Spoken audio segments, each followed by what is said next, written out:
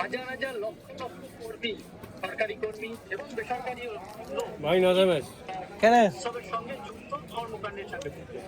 বা আসলে তোকে দেওয়ার সময় আমি অবাক হচ্ছি ব্যাপারটা কি হ্যাঁ তোকে দেখার সময় আমি অবাক হচ্ছি ব্যাপারটা তুই এরকম কেন আছিস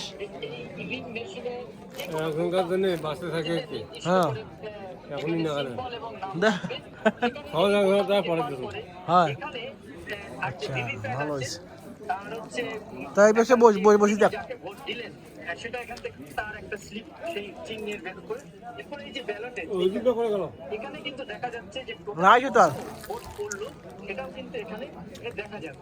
এই সিস্টেমটা কিন্তু এবার সমস্ত বুথে করা হয়েছে, যেটা আগে এই যেটা ভিভিপ্যাট সব বুথে ছিল না, কিন্তু এইবারে নির্বাচনের সমস্ত বুথে কিন্তু ভিভিপ্যাট করা হয়েছে।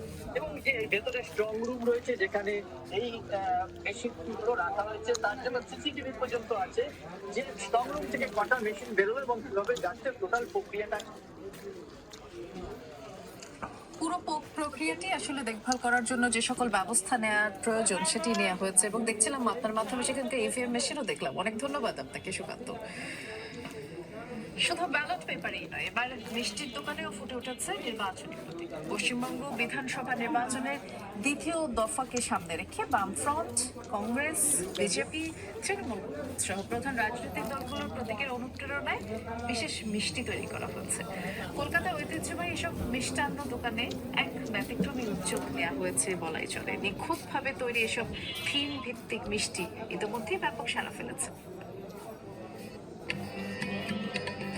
সারি সারি রঙিন ও বাহারি মিষ্টি, তবে শুধু স্বাদ নয়, নির্বাচনী প্রতীক থেকে অনুপ্রাণিত হয়ে তৈরি করা হচ্ছে বিশেষ সন্দেশ, যেখানে ফুটে উঠেছে বিভিন্ন রাজনৈতিক দলের প্রতীকের নকশা। কলকাতার ঐতিহ্যবাহী মিষ্টান্ন প্রতিষ্ঠান বলরাম মল্লিক অ্যান্ড রাধারমন মল্লিক ভোটের মৌসুম উপলক্ষে এবার তারা নিয়েছে ব্যতিক্রমী উদ্যোগ। বামফ্রন্ট, কংগ্রেস,